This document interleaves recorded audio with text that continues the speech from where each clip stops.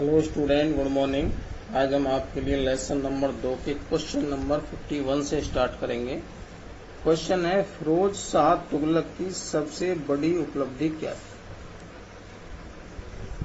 फिरोज शाह तुगलक की सबसे बड़ी उपलब्धि हांसी तथा सिरसा के क्षेत्रों में, जो हरियाणा के क्षेत्र हैं, हरियाणा पंजाब के जो क्षेत्र में आते हैं, पानी की कमी को दूर करने के लिए नहरों की खुदाई करवाना सबसे बड़ी उपलब्धि थी फिरोज शाह तुगलक। यानी पानी की कमी को दूर करने के लिए नहरों की खुदाई करवाई थी हांसी और सिरसा क्षेत्र।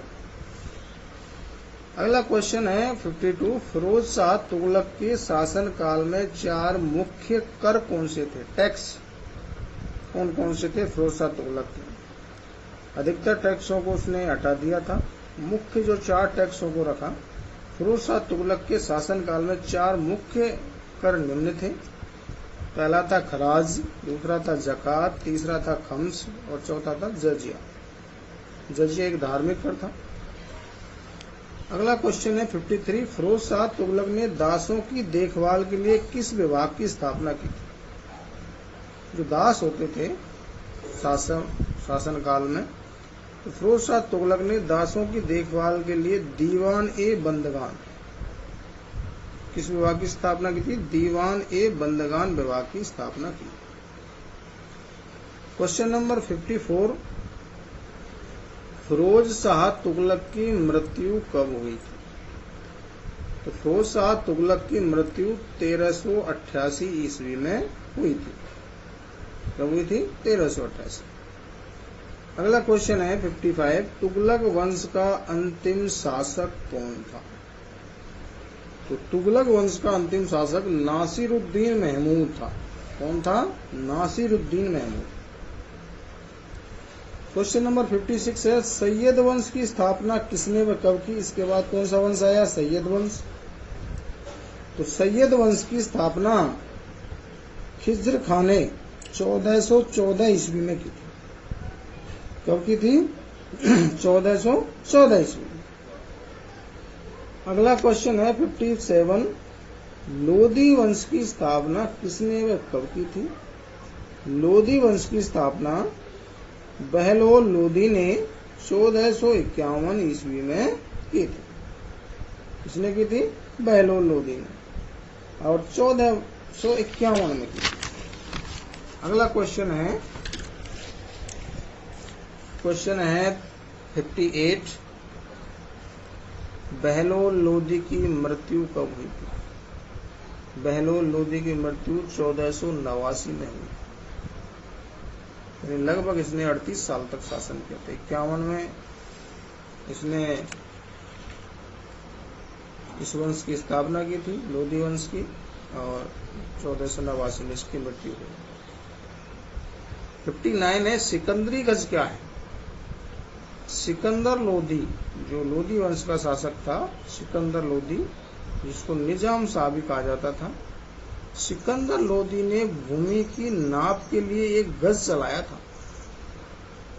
जो प्राय 30 इंच का होता था। कितने इंच का होता था? 30 इंच का। यह सिकंदरी गज के नाम से जाना जाता है।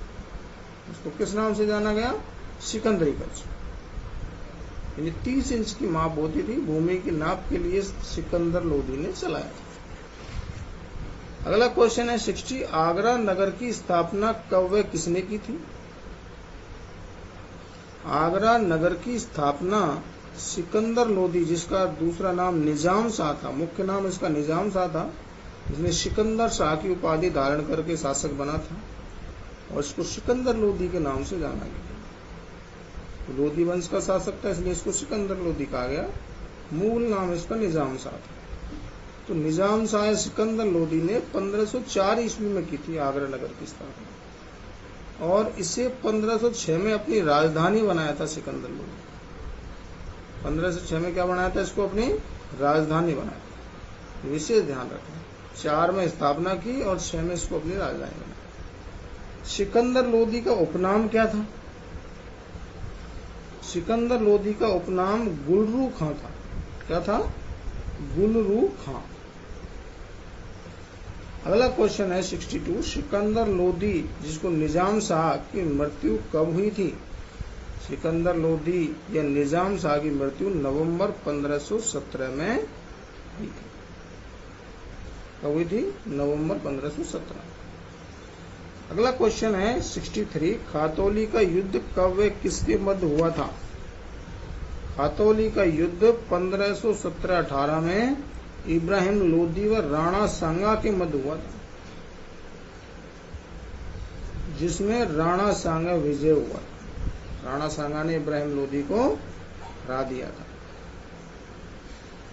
सिकंदर लोदी का पुत्र था ये इब्राहिम लोदी। जो सिकंदर लोदी का जो हमने अभी प्रश्न पढ़ा, इसकी मृत्यु कब हुई? सिकंदर लोदी का पुत्र इब्राहिम लोदी था। लोदी वंश का जो अगला शासक हुआ था। पानीपत का प्रथम युद्ध कब और किसके मध्य हुआ था? पानीपत का प्रथम युद्ध 21 अप्रैल 1526 को इब्राहिम लोदी तथा बाबर के मध्य हुआ था। मुगल शासक कौन था? बाबर।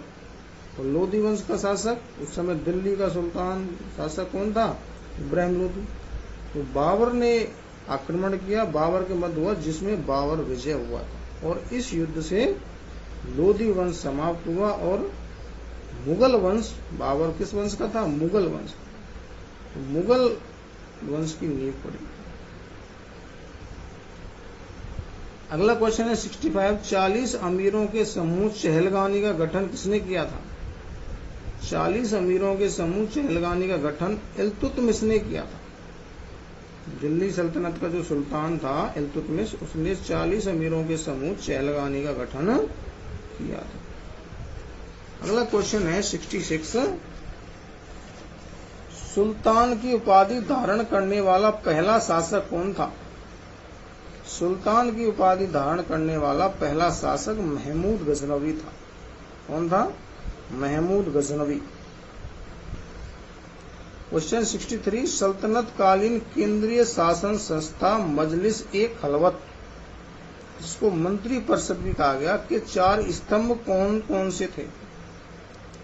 देखिए, सल्तनत कालीन केंद्रीय शासन संस्था मजलिस ए खलवत, जो मंत्री परिषद भी कही जाती थी, के 4 स्तंभ में वजीर, आरिजे मुमालिक, दीवाने इंसा, दीवाने रिसालत थे।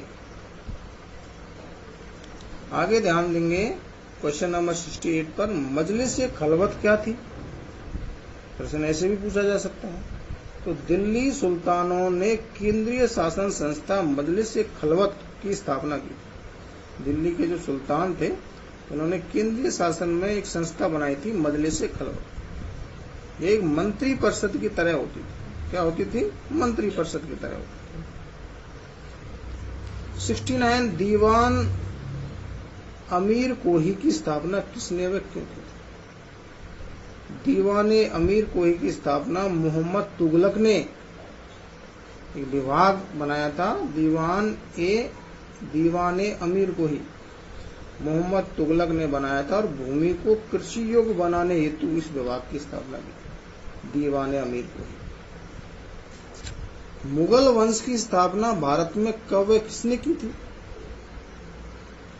मैंने आपको बताया था, पानीपत के प्रथम युद्ध में बाबर ने इब्राहिम लोदी को हराकर मुगल वंश की स्थापना की थी। तो मुगल वंश की स्थापना भारत में 1526 ईस्वी में बाबर ने की। इसको इब्राहिम लोदी को परास्त कर। अगला क्वेश्चन है 71, बादशाह की उपाधि धारण करने वाला पहला तैमूर वंशीय शासक कौन था? बादशाह की उपाधि धारण करने वाला पहला तैमूर वंशीय शासक कौन था? बाबर। इससे पहले जो शासक थे दिल्ली सल्तनत के, वो अधिकतर अपने आप को सुल्तान कहते थे। क्या कहते थे? सुल्तान। तो बाबर की जो बादशाह की जो उपाधि सर्वप्रथम किसने धारण की थी? बाबर। उससे पहले शासक सुल्तान कहते थे अपने आप। ये विशेष ध्यान रखें। अगला क्वेश्चन है, बाबर कौन था? बाबर तुर्क मुसलमान था, तुर्क देश का, और तैमूर वंशज था, तैमूर का वंशज था। आगे देखिए क्वेश्चन नंबर 73, खानवा जो बयाना भरतपुर क्षेत्र में आता है, का युद्ध कब और किसके मध्य हुआ था? खानवा का युद्ध। ये भरतपुर की बयाना तहसील में आता है, खानवा क्षेत्र। तो खानवा भरतपुर का युद्ध मार्च 1527 ईस्वी में बाबर एवं मेवाड़ के शासक थे राणा सांगा के मध्य हुआ था, जिसमें बाबर विजय हुआ था। अपने राजस्थान के मेवाड़ क्षेत्र, चित्तौड़, उदयपुर, ये जो क्षेत्र था मेवाड़ क्षेत्र था, इसके यहाँ शासक थे राणा सांगा। तो बाबर से इन्होंने युद्ध लड़ा था, जिसमें राणा सांगा की हार हुई। 74 क्वेश्चन है, खानवा का युद्ध बाबर ने किस पद्धति से लड़ा था? खानवा का युद्ध बाबर ने तुलगमा पद्धति से एवं जिहाद का नारा दिया। तुलगमा पद्धति होती है सेना को, आधी सेना को दाएं करना, आधी सेना को बाएं ओर कर देना, और दूसरी विपरीत सेना पर पीछे से आक्रमण करना। तो यह पद्धति क्या कहलाती है? तुलगमा पद्धति। जिहाद का नारा यह था कि धार्मिक नारा देना। जैसे बाबर एक मुसलमान था, तो उसने सभी मुसलमानों को एकत्रित करने के लिए जिहाद का नारा दिया, धार्मिक एकता का नारा। 75 चंदेरी का युद्ध, जो चंदेरी कहाँ है? मध्य प्रदेश में, एमपी मध्य प्रदेश में, कब किसके मध्य लड़ा गया था? जिसको मालवा क्षेत्र भी कहते हैं। चंदेरी का युद्ध 1528 ईस्वी में बाबर व चंदेरी के शासक मेदिनी राय के मध्य लड़ा गया था। कौन था चंदेरी का शासक? मेदिनी राय, जिसमें मेदिनी राय परास्त हुआ था। बाबर इसमें क्या हुआ था? विजय। मालवा क्षेत्र जो चंदेरी के नाम से जाना जाता है।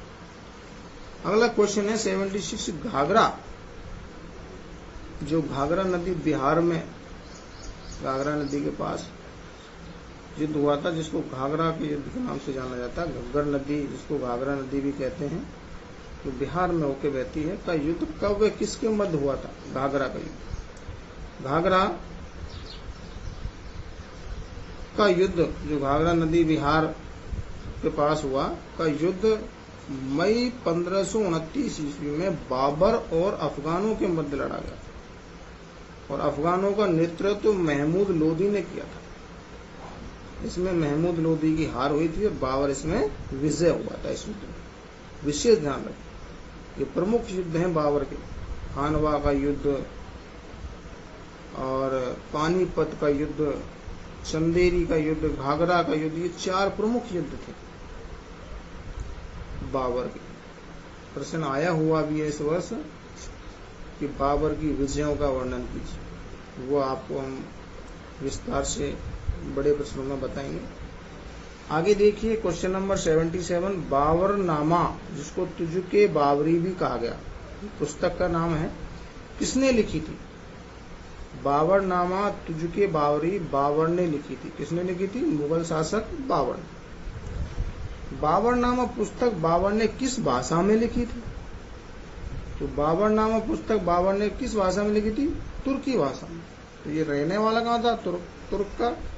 तुर्की भाषा में इसने ये लिखी थी। बाबरनामा का फारसी में अनुवाद किसने किया था? फारसी भाषा में अनुवाद बाबरनामा या तुजुके बाबरी का किसने किया था? बाबरनामा का फारसी में अनुवाद अब्दुल रहीम खान खाना ने किया था। किसने किया था? अब्दुल रहीम खान खाना। यानी बाबरनामा या तुजुके बाबरी नामक पुस्तक का फारसी भाषा में अनुवाद किया था अब्दुल रहीम खान खाना। 80वां क्वेश्चन है, बाबर की मृत्यु कब हुई थी? तो बाबर की मृत्यु 26 दिसंबर 1530 को हुई। कब हुई थी?